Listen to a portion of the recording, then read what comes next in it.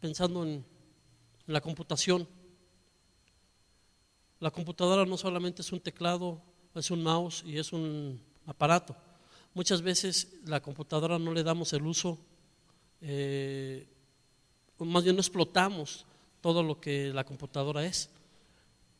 A veces pensamos que sabemos manejar la computadora nada más porque sabemos manejar el Word, el Excel y medio sabemos dibujar en el Point y ya pensamos que ya sabemos la computación. No, hermanos, la computadora va muchísimo más allá. Yo creo que de la capacidad de la computadora no logramos ni siquiera explotar el 5% de lo que ese aparato nos puede servir. ¿Qué tenemos que hacer? Empezar a conocer, a investigar, a meternos, a picarle y van a ver que vamos a empezar a crecer en esa área. Si esa gente se dedica a eso, nosotros tenemos que empezar a crecer en la palabra. Pablo le dice a Timoteo: procura con diligencia lo que has aprendido, la palabra. ¿Cuándo Pablo escribió a Timoteo esto? Esto fue entre el año 50 y el año 60 de nuestra era. Estamos hablando de un promedio de 1500 años que había empezado a escribir Moisés. Moisés empezó a escribir como por el 1500 antes de Jesucristo. Entonces había pasado ya un promedio de 1500 años que Moisés había escrito. Y la pregunta es: ¿cómo es que le llegó la información a Timoteo? ¿Cómo le llegó la escritura a Timoteo? Hemos dicho, la palabra se transmitía a través verbal. Se pasaba de generación a generación, generación a generación. Sí, sí, cierto. Pero ¿sabe usted que la palabra dicha, ¿han jugado ustedes alguna vez el juego ese del teléfono descompuesto? ¿Sí han jugado el teléfono descompuesto? ¿Quieren que hagamos una pequeña prueba de lo que es el teléfono descompuesto? ¿Sí? A ver, ¿qué fila agarramos? Mire, voy a agarrar desde aquí, la información va a ir así y se va a regresar. ¿Está bien? De lo que voy a decir.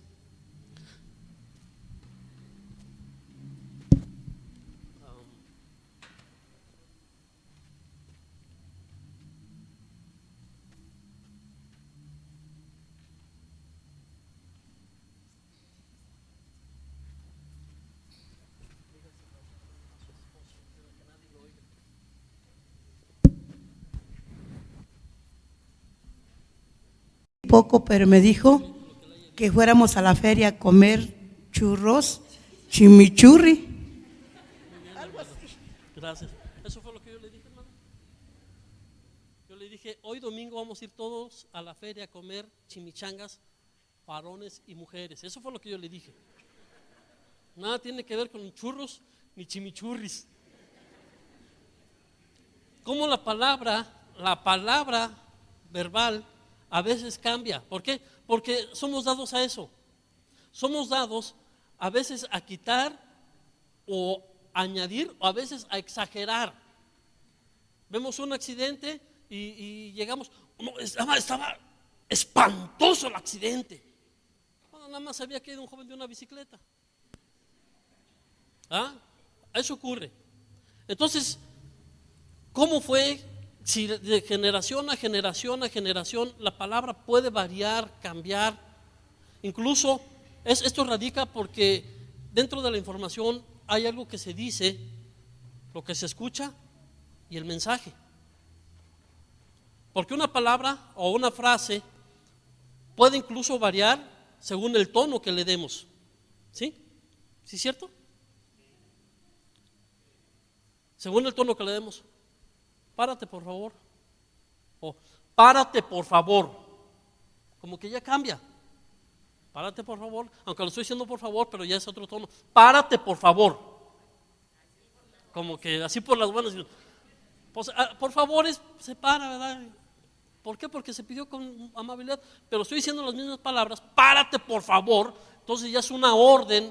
Y la gente se para, pero diciendo, bueno, no sé qué está diciendo, ¿verdad? No sé qué esté pensando usted, pero María. Entonces, ¿cómo fue que la palabra llegó tan veraz y tan exacta a Timoteo? ¿Cómo podría ser si la imprenta todavía no existía? Ese libro, hermanos, nosotros tenemos esa bendición porque podemos ir a la librería, lo compramos cualquier tipo de Biblias. Ya hay una gran variedad de Biblias. Hay Biblias de 150 pesos, 200 pesos. Hay quienes compran una Biblia de 1,500 hasta 3,000 pesos. Acaba de salir una muy, muy buena, con mucha información, pero es muy, muy cara. Pero podemos fácil, hoy la compramos, se nos pierde, mañana compramos otra, muy fácil. Incluso ya la tecnología nos las pone más fácil, ¿verdad? Por medio del celular, o el iPod, o cualquier tablet, o cualquier cosa que nosotros manejemos, ya tenemos ahí la Biblia completa. Y no solamente, alguien dijo una vez algo que me pareció algo, ¿cómo decirlo? Falta de amor, porque hay grupos que se caracterizan por algo, ¿cierto? Si usted ve a una persona con corbata y maletín y va con su esposa, falda larga y una sombrilla, ¿usted qué piensa que son? ¿Quién le dijo que eran testigos de Jehová? Que a lo mejor son abogados. O van dos jóvenes caminando con manga corta y corbata, y uno es gringuito y el otro Mexican City. ¿Qué son? Mormones, se caracterizan. Y una de las características que nosotros tenemos pues es la Biblia. Ven la Biblia bajo el brazo, en su mano, y son cristianos. Y a veces ya no la traemos por muchas razones, o porque nos avergüenza, o porque es muy voluminosa, o por no sé, pero ya no la cargamos. Es la palabra de Dios. Yo creo que deberíamos de portarla con orgullo. Un pastor se le dijo eso: tú no traes Biblia. Ya es un pastor moderno, de la posmodernidad, moderno, trae su computadora, y él le dijo con mucha elocuencia: aquí en esta no traigo una, traigo como 5, varias versiones. Pues sí, yo también puedo traer pornografía en mi computadora y fotos pornográficas, ¿y qué? La Biblia es importante, debemos de traerla. ¿Sabe por qué? Porque costó mucho. Y ahorita vamos a hablar de los copistas. ¿Cómo fue que la Biblia llegó desde Moisés hasta Pablo y aún Timoteo? Los copistas. ¿Quiénes eran los copistas? Bueno, antes de Jesucristo, por muchos siglos antes, la palabra escrita que llegaba o que tenía Israel era infalible. Nadie la cuestionaba. Sabían perfectamente que era palabra de Dios. ¿Por qué?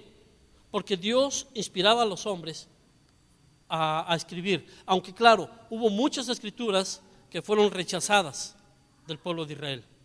Entre eso entran los libros apócrifos. Ya se nos ha estado hablando de los libros apócrifos que no fueron aceptados por algunas características que esos libros deberían de tener y que no tenían.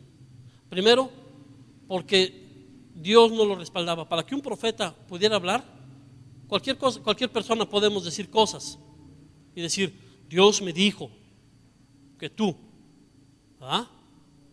¿O quiénes pretendemos ser profetas? Hace algunos años, cuando yo era el líder de jóvenes y apenas estábamos en este lugar, era todavía hora negra, tuvimos una velada. Todavía era tierra, no había techo. Recuerdo esa ocasión, no había techo, estaba todo en ladrillo. Tuvimos una velada y había un hermano que era pastor en Silos, en el rancho aquí Silos, que tenía una participación, y él llegó, pero llegó acompañado de un varón. Y allá me dijo: oye, mira que este es un profeta de Dios y que trae palabra y unción y que no sé qué. Y yo lo vi y me junté en ese tiempo. Alguien ha de recordar a María Luisa Cervantes, era la vicepresidenta. La platiqué con ella, le dije: ¿tú cómo la ves? La dice: pues no sé, no me da muy buena espina. Le dije: a mí tampoco. Le dije, pero vamos a darle 15 minutos nada más, por respeto al hermano. Y le dije al hermano, 15 minutos nada más, hermano. Sí, hermano, se subió. No, Dios no se subió, era tierra. 15 minutos y yo allá, a veces estoy molestando ya con el tiempo, ¿verdad? No me tomó en cuenta, le siguió, se aventó media hora, 45 minutos y le siguió y hasta que le córtele. Al final empezó a profetizar a los jóvenes, pasen, les voy a profetizar. Y a uno le dijo, tú vas a ser pastor y tú vas a servir. Tú te vas a casar con un pastor y empezó a decir, yo estaba escuchando, porque él venía caminando, yo venía poniendo las manos sobre los jóvenes, estaba escuchando la profecía que él les estaba dando. Déjeme decirle que todo lo que él profetizó, nada se cumplió. Nada. O por lo menos hasta ahorita no se ha cumplido. Y estamos hablando ya de más de 20 años. La joven que le dijo que se iba a casar con un pastor con mucha unción, ya está casada, ya tiene hijos y el marido no es pastor. El que supuestamente iba también a ser un pastor con mucha unción, pues va a la iglesia cuando tiene tiempo y cuando no tiene tiempo no va. Es muy fácil hablar, pero que Dios respalde era lo que el pueblo de Israel veía. Entonces para eso había hombres que daban su vida por que la escritura se preservara. Primero, había varias cosas para que los escribas pudieran trabajar. Uno, los escribas no trabajaban en cualquier material. Para que un rollo fuera utilizado en la sinagoga, tenía que ser hecho de piel de animal limpio. No usaban pergaminos, en la sinagoga no. Para que se usara en la sinagoga tenía que ser animal limpio, piel de animal limpio, curtida, teñida. Dios puso mucho énfasis en eso. Incluso en Levítico habló de animales limpios y animales impuros. Incluso para el sacrificio, ¿qué animal escogió él? Un cordero, por sus características que tiene, un corderito. El primer sacrificio, la primera muerte que hubo en la tierra, ¿de quién fue?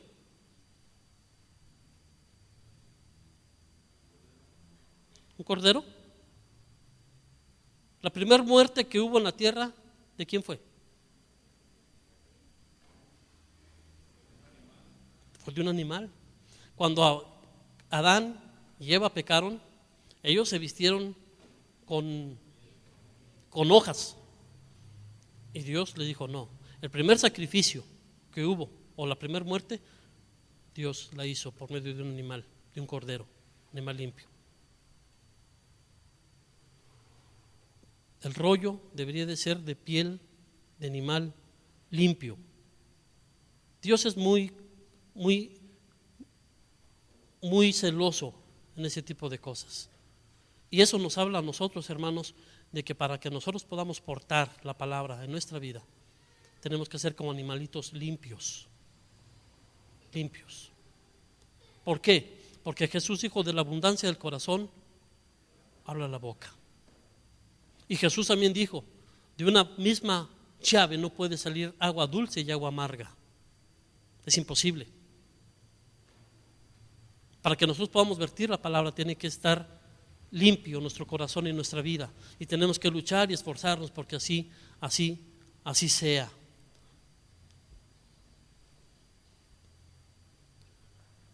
Este animal, el proceso del curtimiento, no lo hacía cualquier persona. A veces hay cosas que suenan medio chocosas. Un ejemplo, la preparación de la Santa Cena.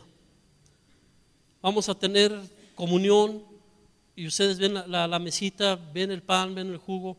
Hermanos, no por menospreciar a la gente, pero no cualquier persona lo hace. Tiene que ser o un pastor o un líder de la iglesia. el que hace la preparación. ¿Por qué? Porque son reglas que Dios impuso para que el curtimiento de ese animal fuera llevado a cabo. Había curtidores muy buenos, pero no cualquier persona curtía al animal.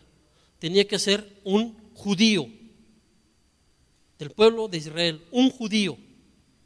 Podía haber curtidores griegos muy buenos, excelentes, y ser un judío medio mal hecho, pero tenía que ser un judío.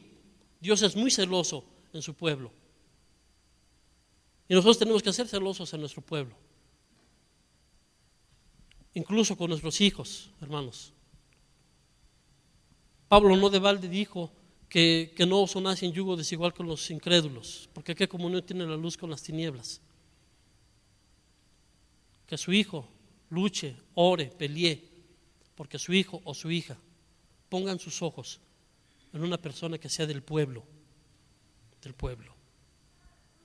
Porque si se casa con alguien que es de fuera, hermanos, va a haber dificultades muy fuertes, por su forma de pensar y por su forma de actuar. Dios le dijo, tiene que ser un judío.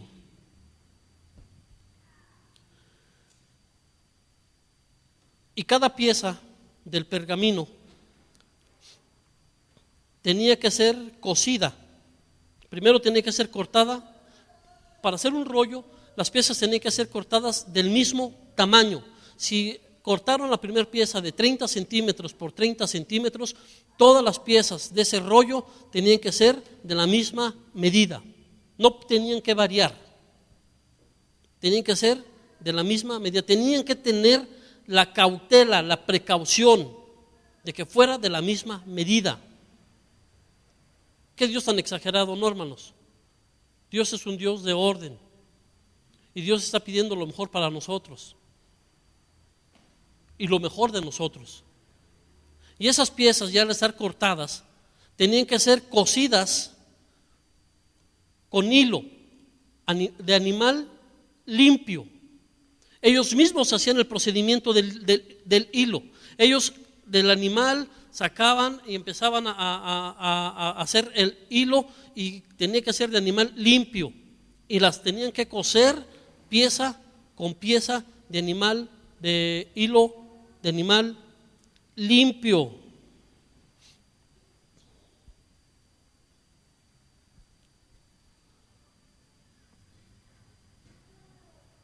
Y si un rollo o un cuadro del pergamino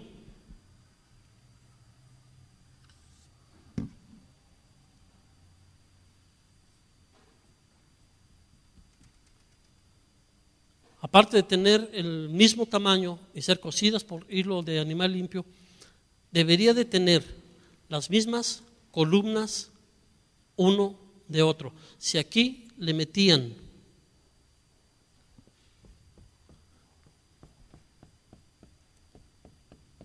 tres columnas, esta debería llevar 3 columnas. No debería de ser menos de 40 columnas, ni más de 60 columnas. Perdón, líneas. No menos de 40 y no más de 60.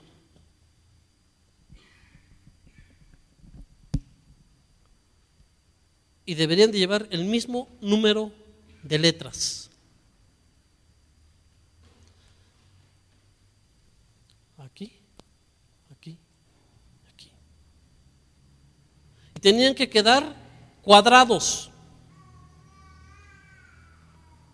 Y sabe que el trabajo de ellos consistía en revisar los escritos, y antes de empezar a escribir, ellos empezaban a contar las letras una por una, y después de contarlas sacaban cuál era la del centro, y de allí partían. Si no les cuadraba con el escrito que iban a transcribir, hermanos, volvían a contar. Tenían que contar y tenían que cuadrarles con la letra central del escrito que iban a copiar. ya lo habían hecho. Y si les fallaba por una letra, ese escrito se invalidaba. Y para que no hubiera errores, porque después iba a venir otro escriba, y no hubiera errores, ese escrito que se les había echado a perder, lo enterraban con una ceremonia especial que ellos hacían, para que la palabra del Señor no errara y no hubiera confusión más adelante. Era un trabajo muy especial. La tinta tenía que ser de color negro, preparada por ellos mismos, con una receta especial. Dios dio recetas. Para el incienso, Dios dio receta. Les dijo cómo debería de hacer el incienso, que a él le agradaba. Incluso para la tinta color negro, Dios también les dio la receta de cómo debería de ser hecha la tinta. El judío no podía, o el escriba no podía llegar y empezar a escribir nada más por escribir, no. Tenía que traer un atuendo completo de un judío. La vestimenta para Dios es muy importante, como debería de serlos para nosotros. Muchas veces le damos más importancia a la vestimenta física que a la espiritual. Y es cierto, tenemos que tener una vestimenta espiritual limpia. Pero también, hermanos, debemos de procurar la vestimenta física. Si fuéramos a una boda, ¿iríamos en short? Si fuéramos a una boda, ¿iríamos en sandalias? ¿Por qué? Cuando vamos a una ceremonia civil, una boda, unos 15 años o cualquier comida de importancia, ¿sabe qué? Nos ponemos las mejores galas, hasta nos bañamos, ¿sí o no? Y no le hace que no sea sábado, nos bañamos. ¿Por qué? Porque vamos a estar ante gente que vamos a estar conviviendo. Hermanos, yo creo que Dios tiene mayor valor que cualquier quinceañera y que cualquier boda. Y yo creo que deberíamos de empezar a preocuparnos primeramente por la vestimenta espiritual y también por la vestimenta física, porque eso habla mucho de nosotros. No podemos venir, o sí podemos, pero no debemos venir, primero por respeto al Señor, en sandalias, en short. Ayer fuimos a jugar un grupo de varones. Sí, fuimos a jugar un grupo de varones. Más bien los jovencitos empezaron a jugar con nosotros, ya juegan con nosotros ellos. Y allí sí, ahí yo no puedo ir con corbata y con smoking. ¿Para qué no? Porque hay un lugar específico para un área específica, una actividad específica. Ahí llevamos short y aunque pues me dice que es un milagro mis piernas que no se rompen, pero ahí estamos con short. ¿Por qué? Porque estamos jugando fútbol. Si venimos, tenemos que venir, hermanos, de una manera decorosa. El judío, para escribir, tenía que traer el atuendo de un judío, completito, desde el bombín hasta lo último de su calzado.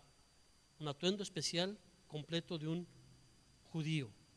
Y era tanta, hermanos, tanta la devoción, que ellos se lavaban constantemente las manos, y más cuando se encontraban el nombre de Dios. Y vaya que Dios tiene varios nombres. Dígame uno de los nombres de Dios. Eso lo hablamos creo que el primer domingo. Voy a repetir. Yahvé Nisi, el nombre es Yahvé. Nisi es una, podemos decir, característica. Nisi, bandera. Yahvé Roy, sanador. Yahvé Rafa. ¿Sí?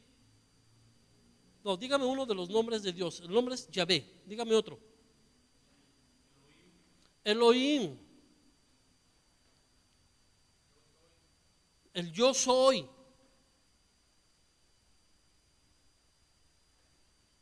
Otro. ¿Dónde? Emanuel. Sí, porque será su nombre llamado Emanuel. Joshua. Adonai, Shalom, El, Israel.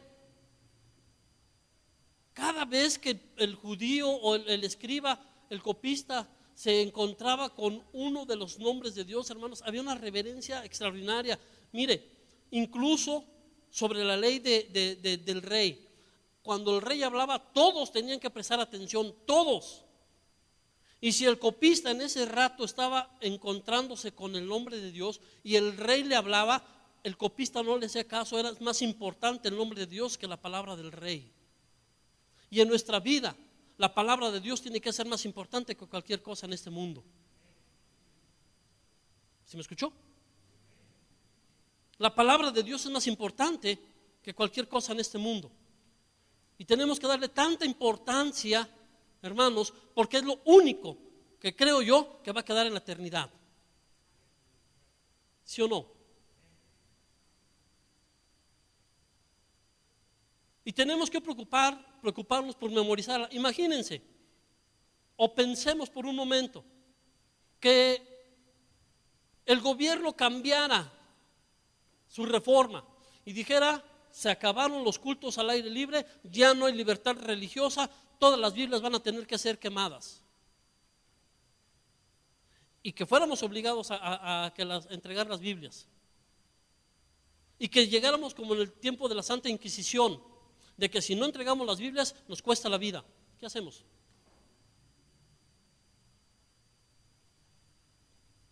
¿Nos aventamos a la hoguera? ¿O entregamos las Biblias? Es un dilema, ¿verdad?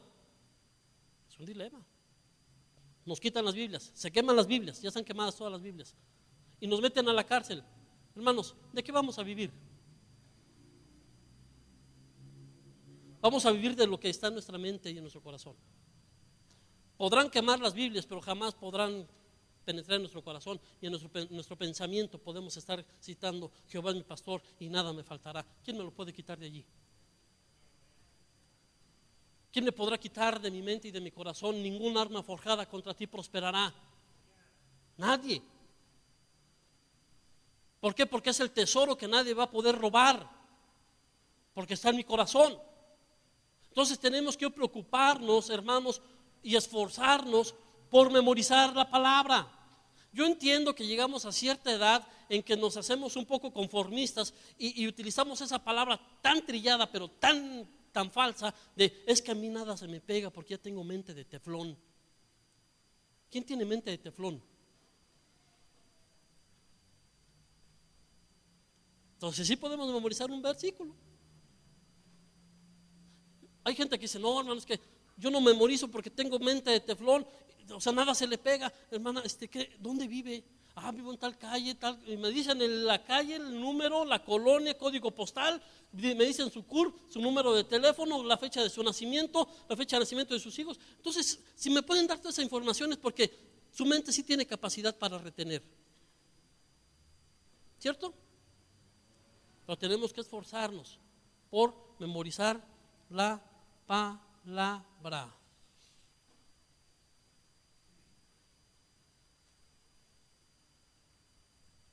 El manuscrito, hermanos, que ellos iban a copiar, tenía que ser original. Ellos sabían, ellos conocían cuál era lo original y cuál no. Y ellos sabían perfectamente que no deberían de desviarse ni un tantito de la escritura.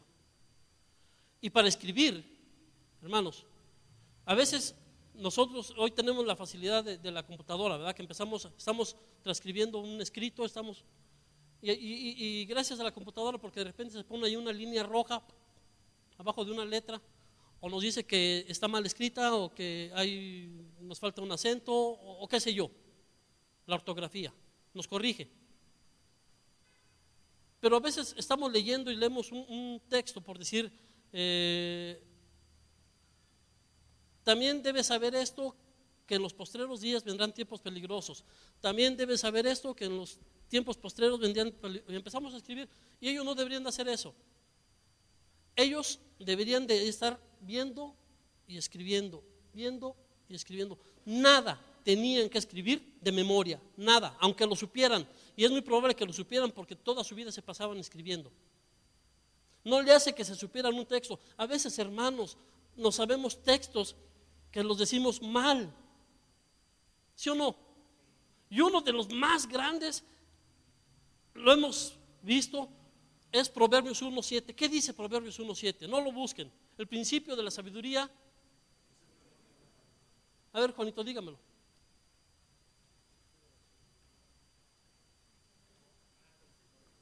El temor a Jehová. Bien. Adrián, el principio de la sabiduría. El temor a Jehová. Perfecto. José Casas, el principio de la sabiduría. El principio de la sabiduría. El temor a Jehová. ¿Cuántas veces hemos leído ese texto, hermanos? El principio de la sabiduría no es el temor a Jehová. El principio de la sabiduría es el temor de Jehová. Así dice la Biblia.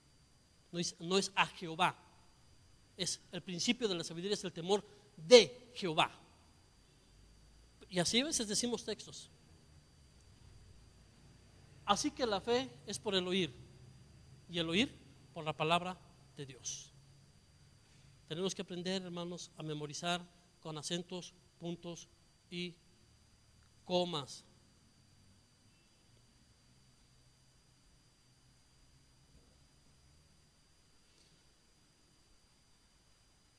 El espacio, hermanos, para cada letra era un trabajo muy difícil. Hoy nosotros lo tenemos bien fácil gracias a los masoretas, ¿verdad? Que le pusieron vocales a las consonantes. Antes no había vocales, eran puras consonantes. Mire, para que el texto, el rollo deberían quedar exactamente cuadrados.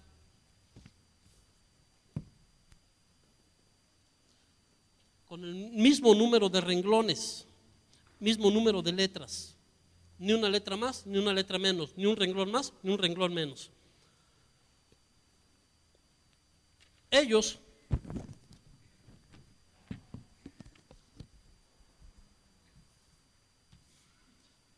tenían su alfabeto.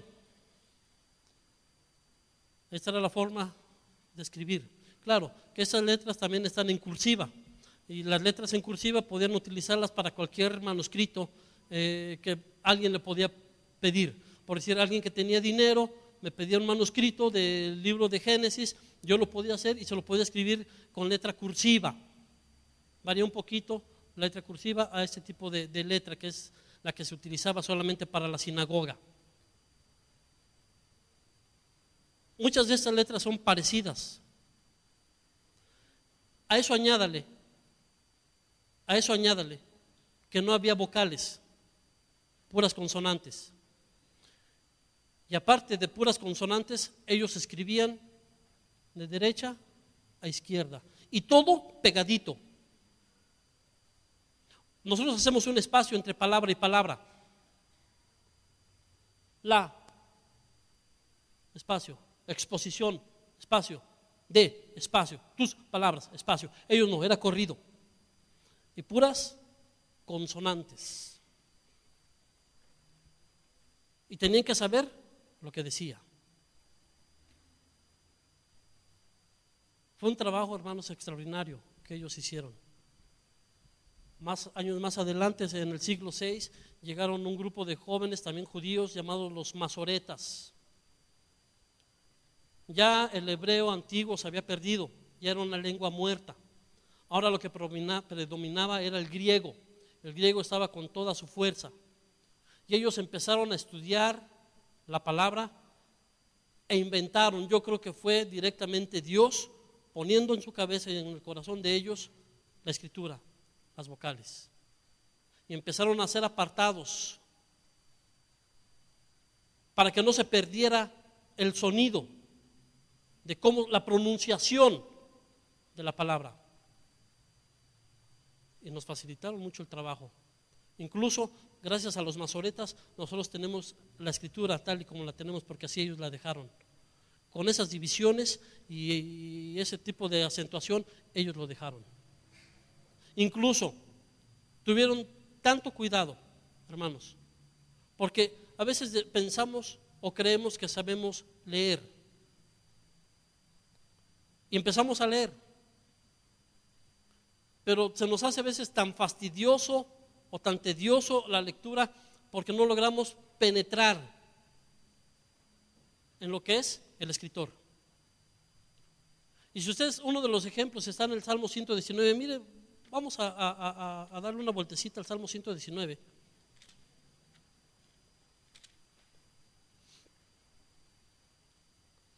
Luego diciendo Salmo 119 viene una letra, una palabra, Aleph, ¿verdad? ¿Ya la vio? Y luego antes del versículo 9 viene la palabra Bet. Versículo 25, Dalet. Los masoretas pusieron eso. ¿Para qué? ¿Cuál fue la intención de poner esas palabras? Paco nos decía, son como claves de música para saber su tono. Bueno, pues más que claves de música, era de cómo debería de leerse. ¿En qué espíritu debería de leerse?